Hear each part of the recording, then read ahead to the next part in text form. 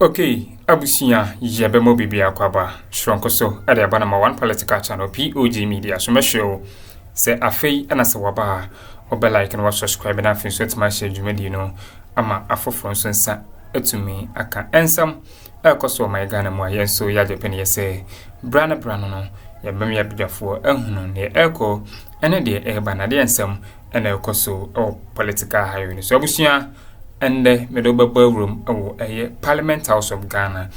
Speaker Urban Bagbin were ruling on Pandai Parliamentary elections rerun abusia and some Speaker of Parliament at the Atubano and some no ano Eden also say papa your friend Matthew Artist or MP for Pandai constituency no obetimi atena parliament follow proceedings and I say ye season okura so betu ne nan e de asi parliament wo na busua obekọ akwakoti mu nsem speaker asa de nsem akomenu atudwa afa minority leader afanyo markings and chese ECOWAS delegations in the case boba ya na chese ye remove no de free list Ghana ya parliament e de bowura mo abusua eno mu nsem so ye beko na yakwa akuti na dwumadi wonya like ya make so be like subscribe to the channel na afin so share dwumadi no ma from sensa entumi enkabi medamase.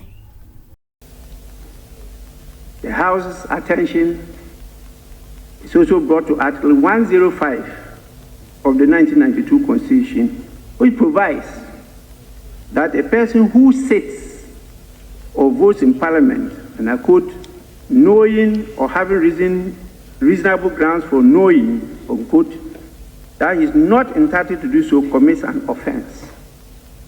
It is crucial to emphasize that Article 105 is penal in nature should the member know that he ought not to be in the chamber and he participates in the activities in the chamber. Honorable members, it's therefore too premature to say that the Honorable Matthew N0w is disqualified from entering and participating in the proceedings of the House, because this period still falls within the 7 days mandatory stay of execution of the order. Honorable members, this is not a declaratory order. It is an executive order that was delivered by the High Court. And so the honorable member is right to have been in the House yesterday and to have participated in the proceedings.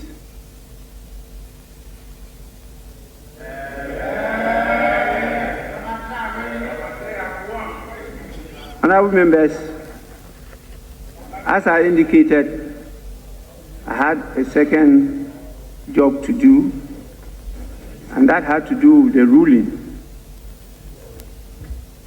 The ruling is in respect of the complaint of contempt that was brought against the minority leader, Honorable Osahin Alexander Kwamina Afenyo Markin, member for Ifutu and minority leader of the House. Honorable members, on Tuesday, 11th November 2025, this House received a formal complaint under Order 6 and 33 from Honorable Mahama, member of Parliament for Boko Central and majority leader.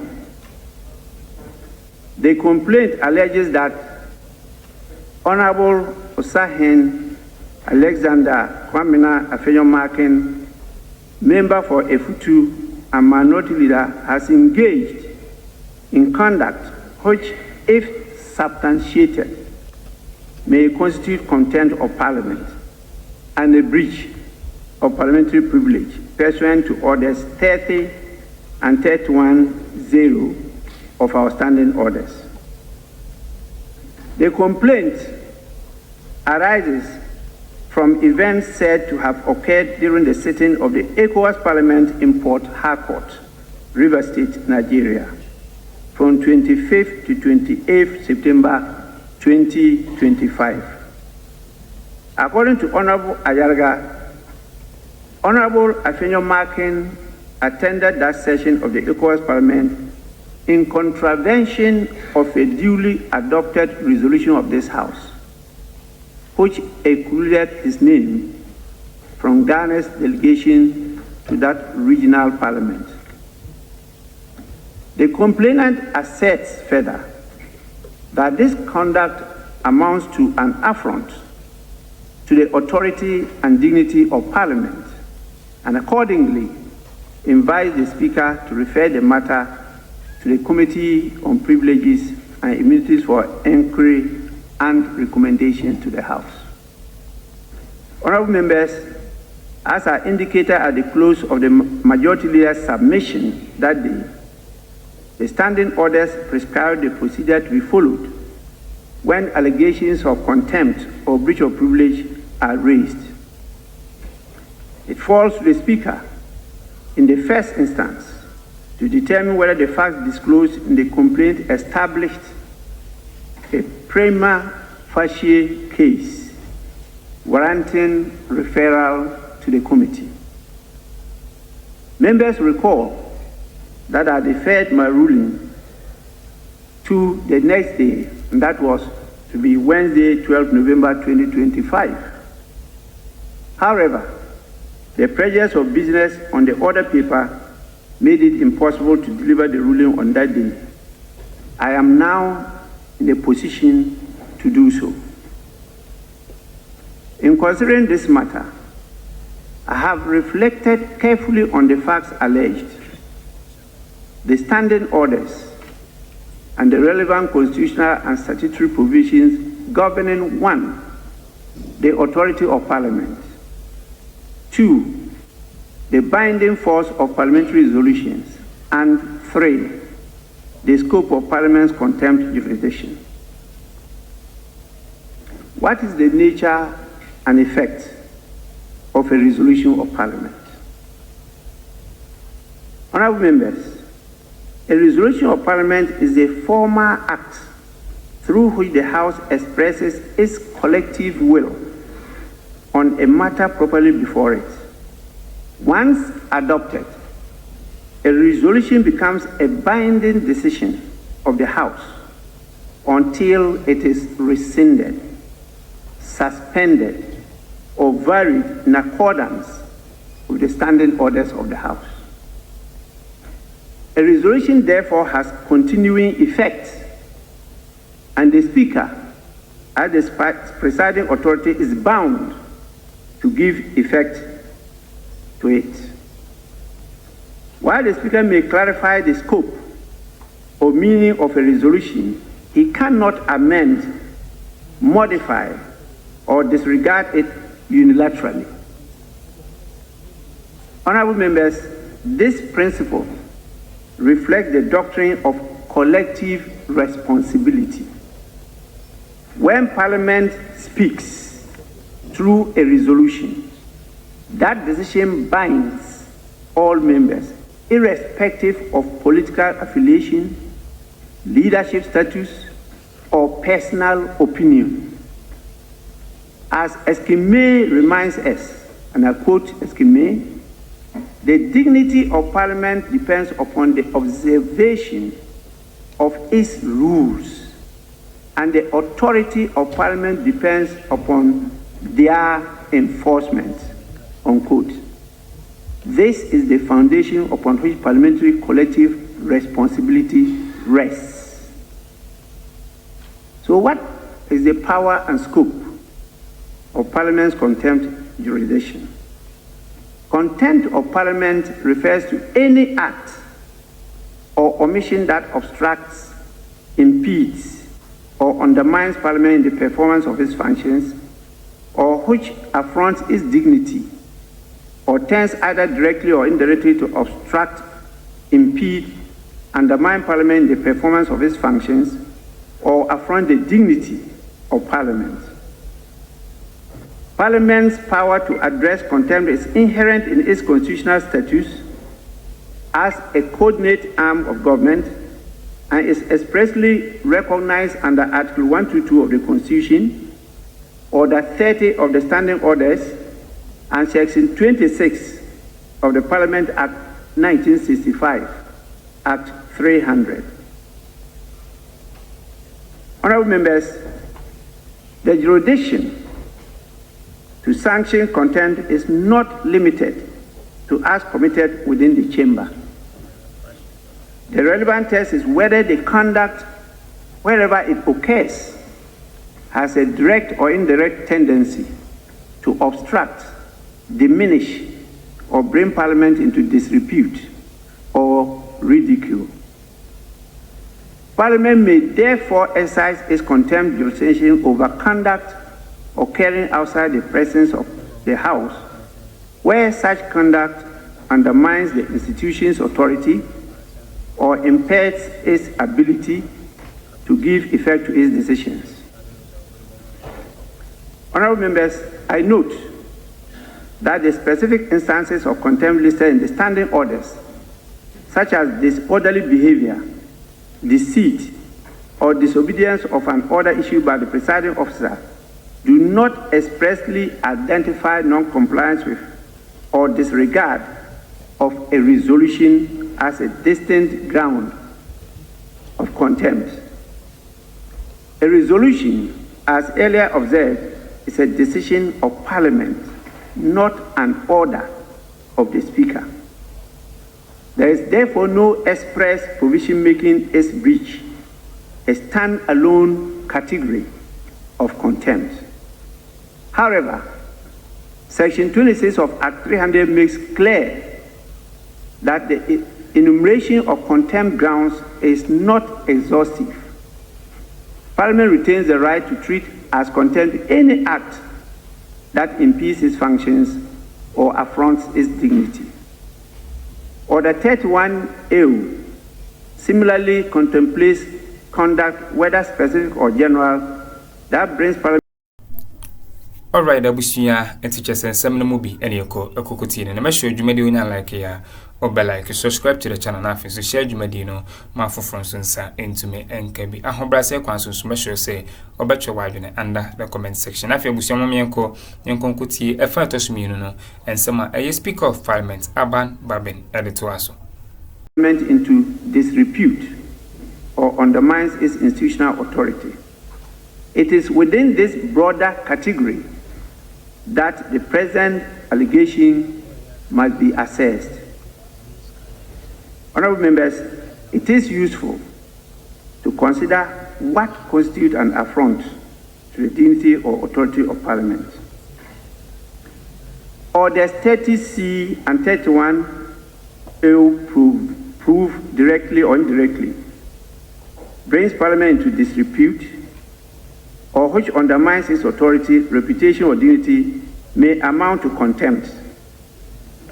These capture behavior that, while not obstructing proceedings, undermines Parliament's standing, coherence, or credibility.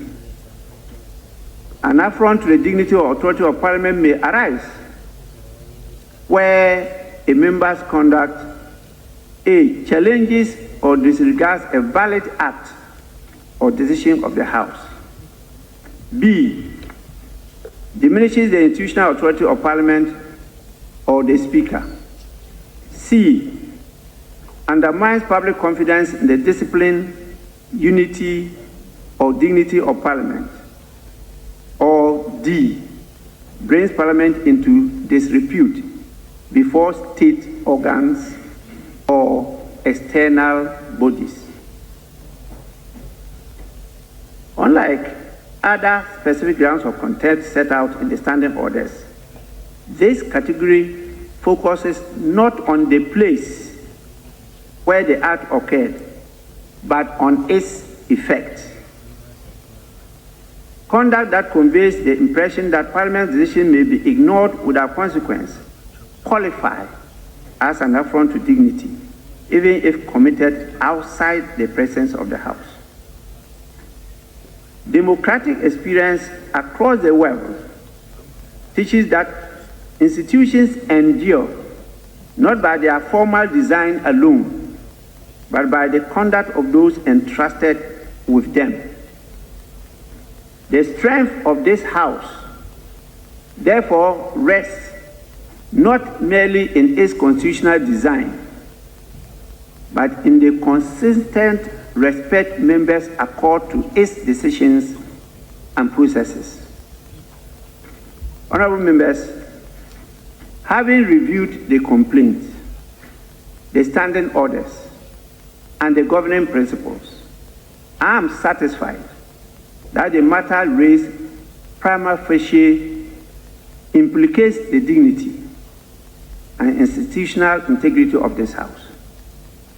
Pursuant to Order 34.1, I therefore refer the matter, the complaint lodged by the Honourable Member for Bawku Central and a majority leader to the Committee on Privileges and Immunities for examination, inquiry, investigation, and report to the House. The committee is directed to 1. Ascertain the relevant facts giving rise to the complaint, including the actions taken by the House and by the Honourable Member concerned. 2. Review those actions taken within the framework of our standing orders and the applicable protocols of the ECOWAS Parliament. 3. Determine whether the conduct, if established, constitutes contempt of Parliament or a breach of privilege under Orders 30 and 31A. And 4, make appropriate recommendations to the House for its consideration. In conclusion, honourable members, whatever our political differences, the authority of Parliament rests on a shared commitment to respect its decisions and uphold the integrity of its processes. Allegations that a member has disregarded a decision of this House must therefore be examined with fairness, constitutional fidelity, and a clear regard for the institutional independence of Parliament. I urge the committee to discharge its mandate with diligence, impartiality, and decorum, ensuring that all parties are given a fair hearing. Until the committee completes its inquiry and response to the House, and reports to the House, I advise honourable members to refrain from public commentary on this matter in order to preserve the dignity and unity of this august House. I thank all of you for your attention, and I pray that discipline will prevail in this matter. Thank you so much.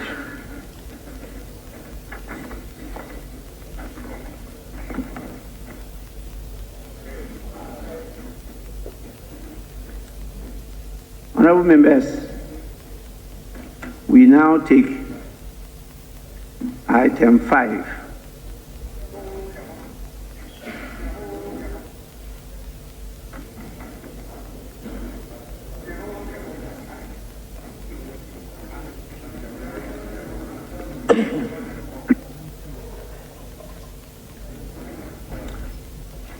Correction of votes and proceedings and official report.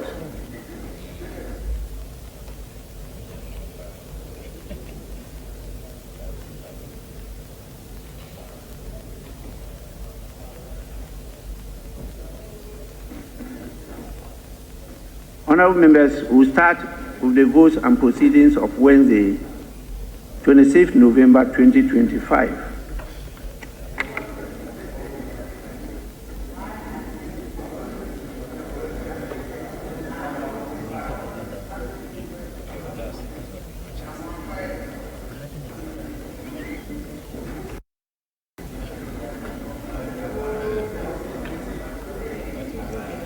page 1, page 2, page 3,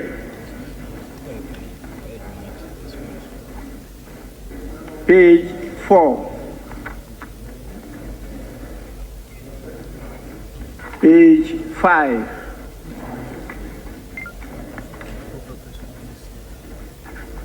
page 6,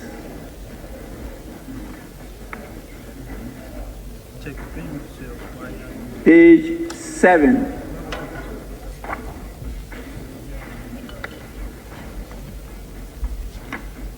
page 8, sorry, page 7. Thank you, Speaker. Speaker, sorry, I was on my feet at page 7. Item 5D. Speaker, I humbly propose that we insert the word "of" after "peoples," so that it stands as staff and peoples of.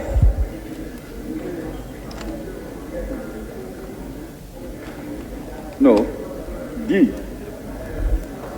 What I have here is not. Yes, D.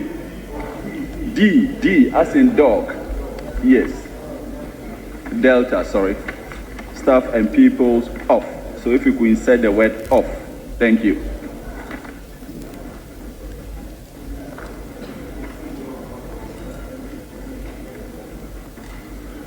Yes, table office, take note of that. That actually is page 8, not page 7. Yes, please. Mr. Speaker, yesterday I was present, but I've been marked absent. Page 1. Page 1. All right, Abusian to just win some also or political highway is what to say. A Speaker of Parliament, Aban Babenwaba, Ababe ruling on a Pandai Parliamentary elections will run just Afro markings, ne a year, ne ECOWAS delegation issues are a costo and I say at Atrentia Busia or the Munchimu, Emma Yabusia, your cocoti, Medimu Bessia, na Madame Samde Penimikuti, somewhere also our political highway. So, POG Media, Madamasi.